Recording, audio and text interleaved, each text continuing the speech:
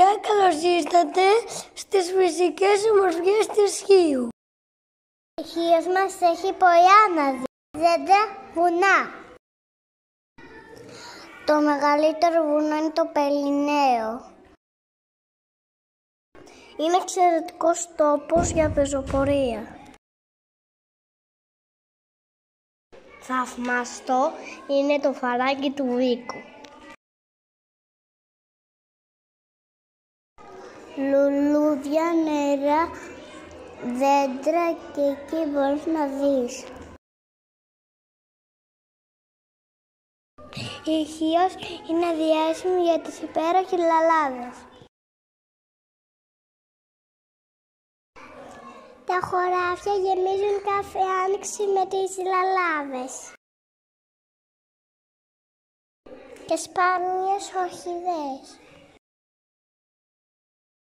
Είναι ο κάμπος γεμάτο με δέντρα. Μανταρίνες, πορτοκαλιές και λεμονιές. Η Χίος έχει πολλές ελιές που μας δίνουν το λάζι. Η Χίος έχει το δεντράκι της μαστίχας που υπάρχει μόνο στο Χίο και βγάζει τα δάκρυα της μαστίχας. Στη Χίο έχουμε σπήλαια, στους Ολύμπους και το Άγιο Γάλας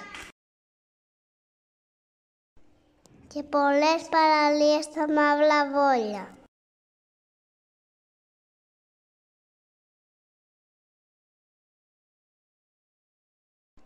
Ο Καρφά, η Κόμη. Μας αρέσουν πολύ οι φυσικές ομορφιές της Χίου και τις ζωγραφίσαμε.